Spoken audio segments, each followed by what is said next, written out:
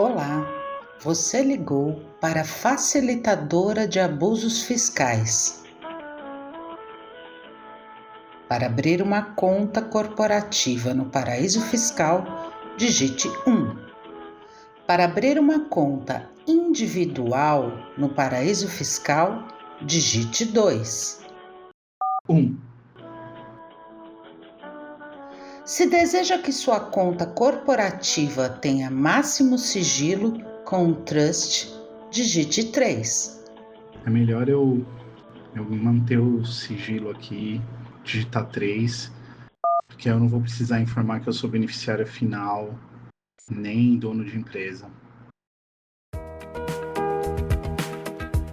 Você chegou ao menu Sigilo Fiscal.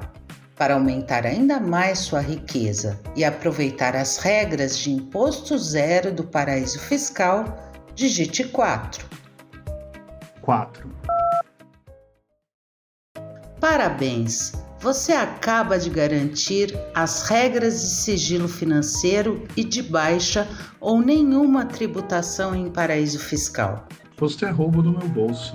Nem me importa com quem vai ficar sem direitos no meu país. O importante é que eu, que já tô rico, fique ainda mais rico. Essa é a maneira mais simples e rápida de contribuir com o crescimento do abuso fiscal global.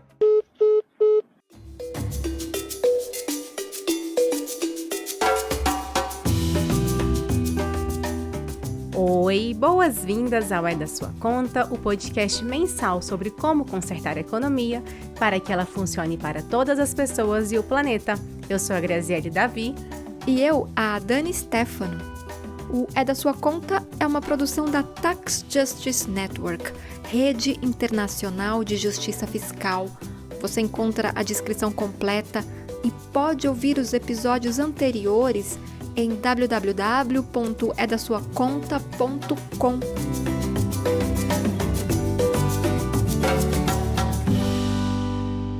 O mundo perde estimados $500 bilhão por ano para abusos fiscais.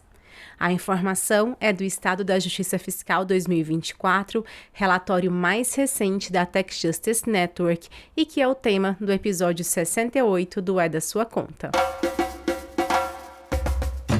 A Convenção Tributária da ONU foi aprovada e os trabalhos devem iniciar em fevereiro de 2025. É uma excelente notícia para a justiça fiscal, já que o abuso fiscal precisa ser combatido. Anualmente, o mundo perde $347 bilhões para abuso fiscal de grandes corporações. E, pelo abuso fiscal normalmente realizado por super ricos que possuem ativos não declarados no exterior, o mundo perde mais $145 bilhões. No total, $492 bilhões são perdidos pelo abuso fiscal no mundo. Há 10 anos, as economias mais poderosas do mundo tinham dado uma missão para a OCDE: elaborar instrumentos para tributar multinacionais que operam em vários países e pagam menos impostos do que deveriam pagar. Só que os chamados projetos BEPS 1 e BEPS 2 deste clube dos países ricos falharam. Evidências mostram que estes projetos foram insuficientes para conter o abuso fiscal corporativo. A Convenção Tributária da ONU pode mudar esse cenário se implementar medidas internacionais que são do interesse de todos os países, diferente do que vem fazendo a OCDE, que atende apenas os interesses dos países membros, onde também estão sediadas as multinacionais. Também existem medidas que os países podem adotar de maneira unilateral para acabar com o abuso fiscal e aumentar suas receitas para investir em políticas públicas.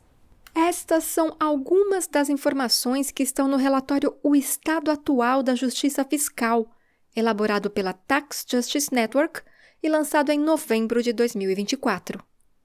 Mário Cuenda Garcia é pesquisador da Tax Justice Network e um dos autores do relatório.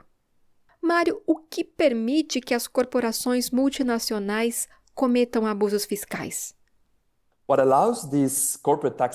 O que permite este abuso fiscal é uma arquitetura tributária internacional que permite às multinacionais se envolverem em uma prática chamada transferência de lucros. Isso permite que multinacionais transfiram seus lucros das jurisdições onde desenvolvem a atividade econômica para jurisdições com impostos baixos ou nulos, onde normalmente não possuem atividade econômica substancial. E isso é feito através de métodos chamados preços de transferência.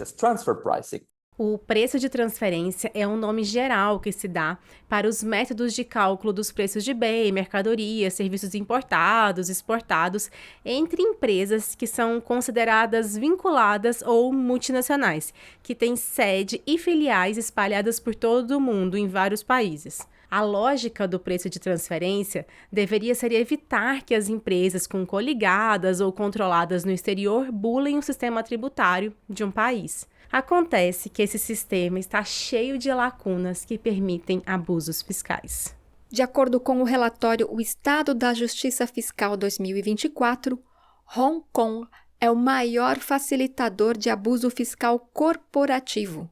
A Irlanda vem em segundo lugar, Canadá em terceiro e Singapura em quarto. Hong Kong e Singapura são ex-colônias britânicas e o Reino Unido e suas jurisdições satélites são os maiores ofensores globais. O que é importante observar é que há muitas jurisdições do Reino Unido que são seus territórios ultramarinos ou dependências da coroa que também figuram como ofensoras globais, como Gibraltar, Ilhas Caimã e Ilhas Virgens Britânicas. Em novembro de 2024, os países votaram nas Nações Unidas os termos de referência da Convenção Tributária da ONU. A maioria dos países votou a favor e os termos foram aprovados.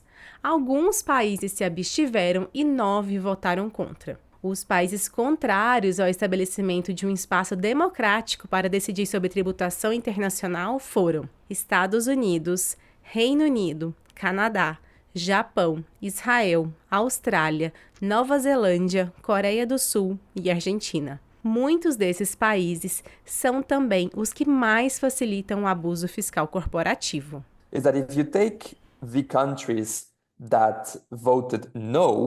Se pegarmos os países que votaram não na votação de novembro, no total eles causam 117 bilhões de dólares de perdas ao resto dos países apenas por facilitar o abuso fiscal das empresas. E eles ganham apenas cerca de 12 bilhões de dólares, o que significa que por cada $1 que arrecadam, fazem o mundo perder quase 9 dólares. Na verdade, isso significa fazer toda a população do mundo perder quase 9 dólares a cada $1 arrecadado. Inclusive, prejudicam aquelas pessoas que vivem nos países que facilitam os abusos fiscais. Além do abuso fiscal corporativo, indivíduos super ricos também cometem abuso fiscal. Eles possuem ativos no exterior, mas muitos desses ativos não são declarados às receitas federais de seus países. E isso porque as jurisdições onde estão esses ativos possuem o que chamamos de leis de sigilo, que podem ser encontradas no Índice de Sigilo Financeiro da Tax Justice Network.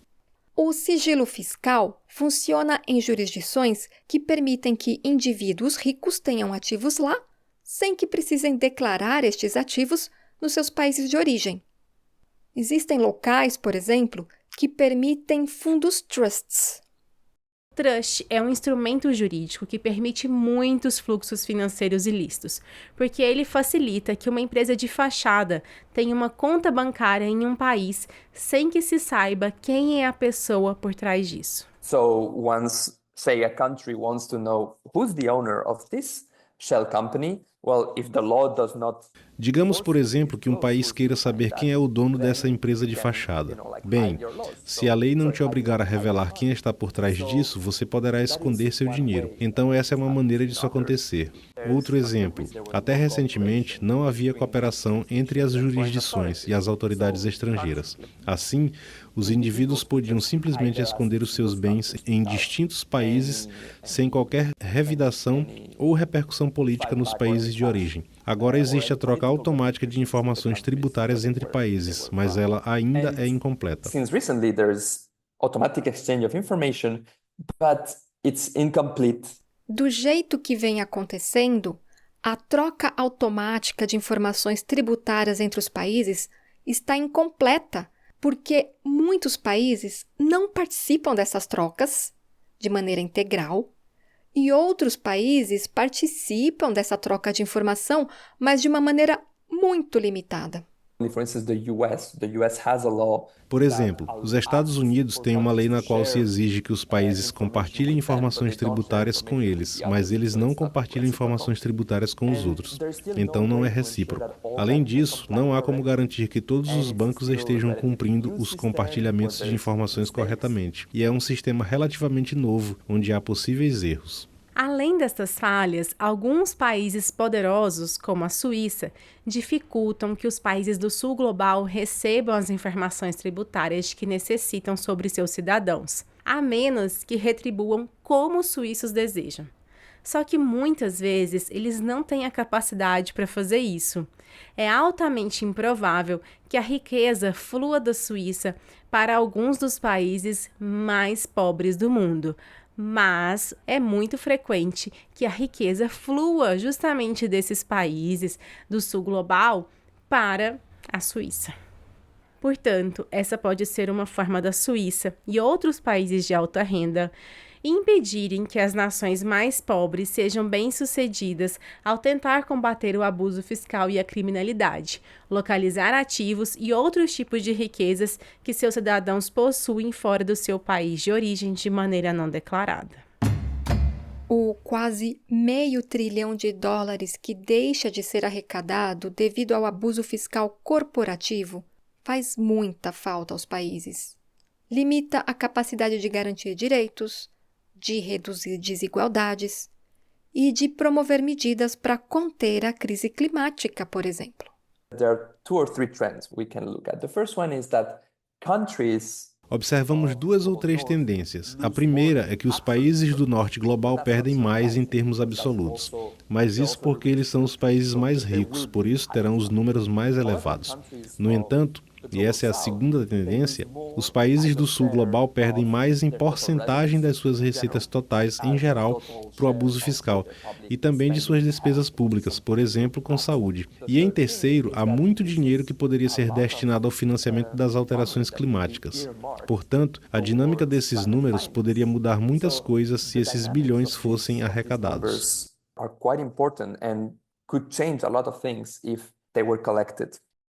Só para se ter uma ideia, os $348 bilhões que são desviados apenas pelo abuso fiscal corporativo permitiriam aos estados financiar anualmente o que os países em desenvolvimento afirmam que é necessário para o Fundo Global de Perdas e Danos, o que é fundamental para lidar com os impactos da crise climática.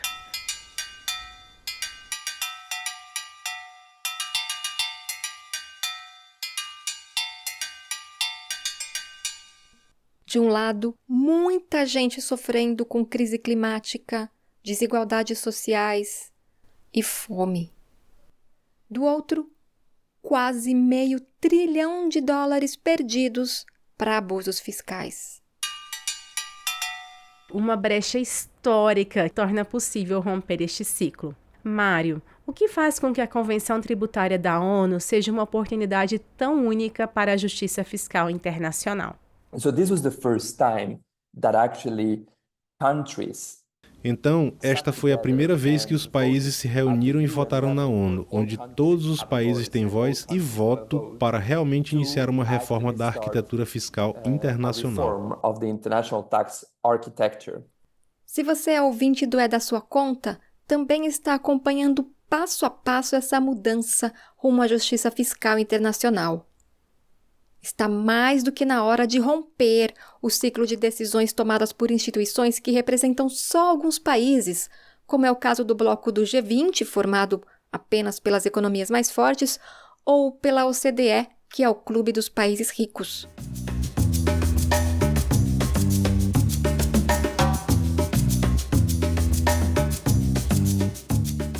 Os problemas apontados no relatório O Estado da Justiça Fiscal são antigos e seguem se repetindo. Em 2013, o G20 deu um mandato político para a OCDE para que ela alinhasse a base tributária com o lugar onde as atividades das empresas de fato acontecem.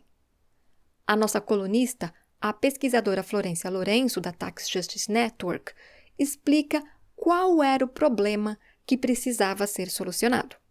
Pensa, por exemplo, uma multinacional que opera em 2 países, no país 1 e no país 2. No país 1, ela tem 200 funcionários e 2 fábricas.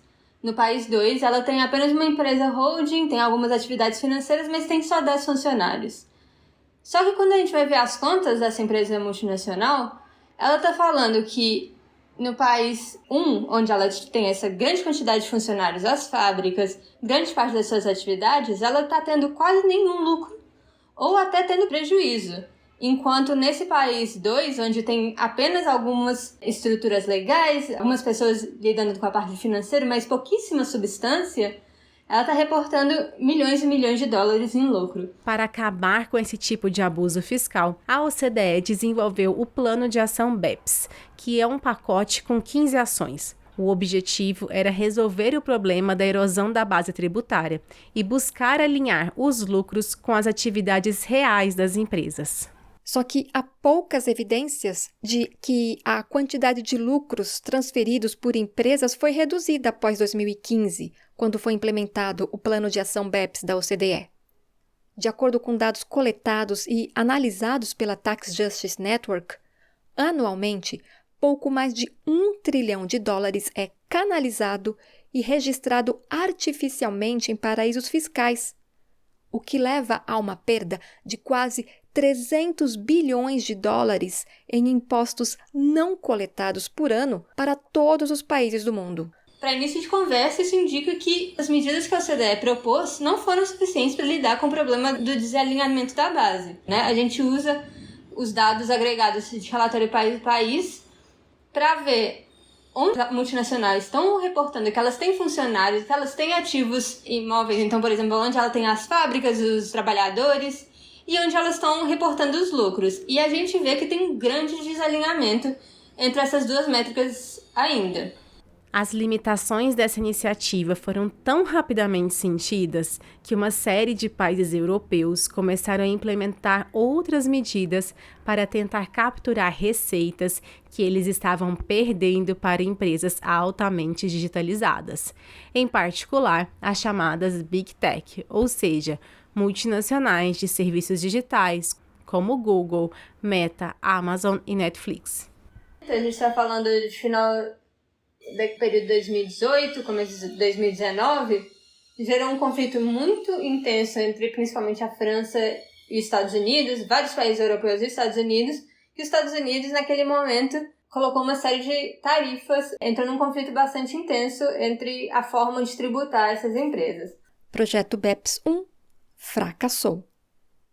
Para tentar solucionar o problema, a OCDE então elaborou o BEPS 2, baseado em 2 pilares. O pilar 1, ele busca criar um direito tributário para os países de mercado, alocando uma parte residual dos lucros dessas empresas para os países onde os consumidores dessas empresas vivem. Entretanto, o relatório O Estado da Justiça Fiscal, da Tax Justice Network, mostra que o Pilar 1 sequer foi implementado. O Pilar 1 ele só entraria em vigor se os Estados Unidos aprovassem. Era muito improvável isso no governo Biden, é ainda mais improvável agora no governo Trump, que vai entrar agora. E se os Estados Unidos não ratificar, esse mecanismo não entra em vigor porque ele precisa de uma quantidade mínima de países para participar, e como os Estados Unidos têm um peso econômico tão grande em termos da participação de suas multinacionais nesse mecanismo, que toda essa iniciativa está pendente da participação dos Estados Unidos. O Pilar 2 é a proposta de um imposto mínimo global para as corporações de 15%. Em teoria, colocaria um limite para a competição ao fundo do poço.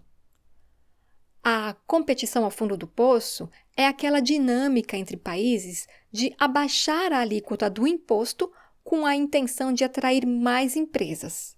O resultado é que os países abaixam e abaixam e abaixam sucessivamente as alíquotas dos impostos numa dinâmica que só prejudica as populações e só beneficia as corporações. Mas a proposta do Pilar 2 também está ruindo. É um mecanismo que ele é muito complexo e ele, portanto, não está adequado para a realidade de várias administrações tributárias que têm muita dificuldade. E, além do mais, ao adotar uma alíquota tão baixa, ele cria esse risco, que a gente vê nos nossos dados, que a alíquota ela termine sendo não um piso, né, que é o que ela se propõe, mas um teto, no qual os países, em vez de usar isso como uma forma de proteger a sua soberania tributária, terminem diminuindo ainda mais as alíquotas tributárias dos seus países rumo ao 15%. Outro mecanismo da OCDE, que é fundamental, mas que na prática está se mostrando pouco eficiente, é o Common Reporting Standard, um instrumento multilateral para a troca automática de informações sobre contas financeiras. Isso é uma medida que a Tax Justice Network vinha pedindo fazia muitos anos já, e basicamente ela força a que países divulguem para as autoridades tributárias do país de residência daqueles sujeitos estrangeiros que têm contas nele, tanto a existência da conta, o valor das contas, a renda que entra nessas contas, etc. Em termos práticos, isso significa que, por exemplo, se eu, Florência, abrir uma conta na Suíça, as autoridades tributárias da Suíça vão ter que, hoje em dia, informar para a Receita Federal que eu tenho essa conta. De forma geral, essa medida é um avanço muito importante para a transparência tributária, né? Florência, quais são as falhas do Common Reporting Standard? Esse mecanismo ele foi implementado de forma limitada e ainda insuficiente. E que, por isso, aqueles sujeitos que realmente querem ocultar o seu patrimônio e assim evitar ou evadir impostos no seu país de residência, eles têm algumas brechas ainda, né? Uma vez que as autoridades tributárias têm acesso a essa informação, qual que é a proporção dessa informação que elas conseguem de fato analisar e usar para combater fraude e ocultamento de patrimônio? E aí a gente mostra essa ideia de que, ainda que algumas evidências apareçam de que alguns países muito desenvolvidos, no caso da Dinamarca, consigam usar bastante bem esses dados, a maior parte dos países ainda tem dificuldade de usar esses dados, o que significa que há muito para melhorar no lado da implementação. Acontece que existe uma grande quantidade de patrimônio oculto que é ativo não financeiro. É o caso de ouro, obras de arte, criptomoedas. Este tipo de ativos ocultam o patrimônio de pessoas super ricas e ficam fora desse mecanismo. As estimativas que a gente tem hoje em dia é que a ordem de grandeza do patrimônio não financeiro é 3 vezes maior do que o patrimônio financeiro. Então, a gente está falando de uma grande quantidade de ativos que ainda não estão dentro do escopo desse mecanismo de intercâmbio de informação. O ponto mais problemático da forma como esse mecanismo foi implementado é que continua causando desigualdades entre os países do Norte e do Sul global. Devido a demandas muito fortes de reciprocidade e de sigilo, vários países em desenvolvimento, que são aqueles que mais sofrem por fuga de capital, por evasão tributária dos seus residentes ricos, vários países, e aí especialmente no caso do continente africano é drástica a situação, foram barrados de participar desse mecanismo na prática. Qual é o maior problema da OCDE? A gente não vai conseguir ter respostas suficientes se o mecanismo de tomada de decisão privilegia esses atores que têm uma influência completamente desproporcional no processo de tomada de decisões. A OCDE responde institucionalmente a um grupo limitado de países e acaba dando voz e voto, espaço muito grande de tomada de decisões dos interesses de alguns países que possivelmente não estão tão alinhados na solução desse problema do abuso tributário internacional.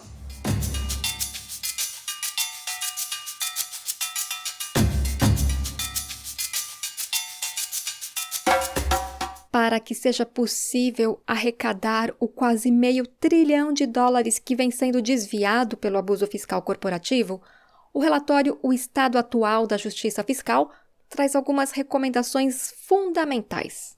Mário Cuenda Garcia, pesquisador da Tax Justice Network. Implement excess profit and wealth taxes. Implementar impostos sobre lucros excedentes e riqueza quando necessário. E o que eu acho importante ressaltar é que são medidas unilaterais, certo?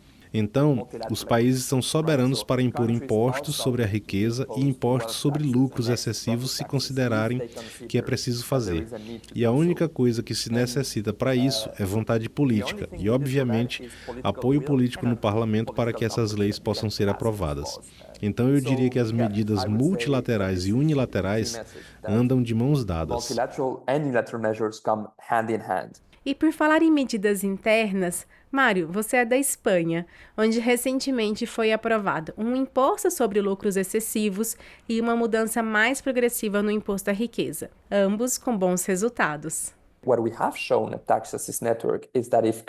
O que os dados da Tax Justice Network mostram é que se todos os países implementarem o imposto sobre a riqueza aos 0,5% mais ricos da população global, seguindo o modelo dos impostos sobre a riqueza da Espanha, poderíamos arrecadar mais de 2 trilhões de dólares no futuro. 2 trilhões de dólares extra todos os anos. O imposto sobre lucro excessivo ficou famoso durante a pandemia, porque foi possível observar como algumas empresas estavam tendo um lucro muito superior à sua média anual, devido a fatores externos. É o caso das farmacêuticas, que, aliás, é um setor extremamente concentrado nas mãos das chamadas Big Pharma, que fazem com que os governos coloquem os lucros dessa indústria acima da vida das pessoas, como você pode ouvir no episódio 57 do É da Sua Conta. Outro exemplo de fator externo que gera superlucros é o que ocorreu com a guerra na Ucrânia. Abordamos no episódio 36 do É da Sua Conta. As empresas de energia tiveram lucros muito superiores às suas médias anuais, enquanto os civis morriam na guerra. Imposto sobre o lucro excessivo, recomendado pelo relatório Estado da Justiça Fiscal, seria justamente sobre essa parte dos lucros acima das médias das corporações, que normalmente ocorrem por fatores externos e em contextos de crises, nos quais poucos ganham às custas de muita gente que sofre e até mesmo perde a vida. A terceira recomendação do relatório da Tax Justice Network é sobre a Convenção Tributária na ONU. Mais de 140 países votaram a favor e apoiaram a Convenção Tributária da ONU. Os países da União Europeia e alguns outros abstiveram-se. E embora alguns destes países apoiem, estão fazendo uma frente unida na ONU. Alguns países são menos favoráveis, temos que reconhecer. Mas neste momento, o que importa agora é que a Convenção Tributária da ONU vai acontecer. Todos devem estar na mesa para negociar de boa vontade.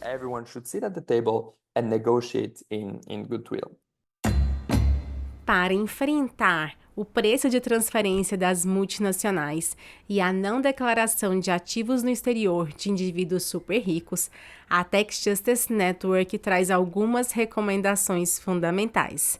Entre elas está o ABC da Justiça Tributária. A de automática troca de informações. De uma melhor troca automática de informações para garantir que elas sejam compartilhadas também com os países em desenvolvimento que talvez não tenham a capacidade de compartilhar essas informações. B, para beneficiários efetivos ou beneficiários finais. Isso é, saber quem é a pessoa por trás de cada ativo. E para isso, precisamos garantir que os trusts sempre divulguem quem é a pessoa que possui esse trust ou quem se beneficiará dele. E C, de Country by Country Report, traduzindo para o português, relatório país por país. Ou seja, precisamos saber como funcionam as multinacionais, quanto ganham e quanto de impostos pagam em cada país. E é isso que nos permite, por exemplo, fazer as nossas estimativas sobre o abuso fiscal das empresas.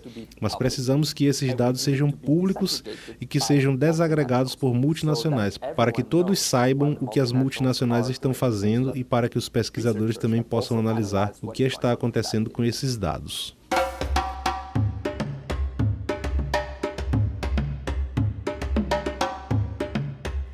Estamos vivendo um momento crucial na tributação internacional. Foi aprovado o início dos trabalhos da Convenção Tributária da ONU, que deve ficar pronta até dezembro de 2027. É um momento de grande esperança e alta expectativa.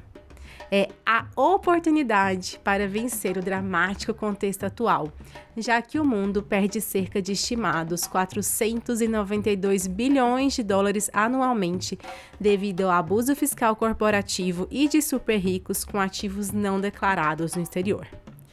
Para frear o abuso fiscal, é fundamental que a Convenção Tributária da ONU fortaleça o ABC da justiça tributária. Além disso, é preciso aprimorar a tributação e adotar um imposto sobre os lucros excessivos das corporações e um imposto à riqueza dos super ricos.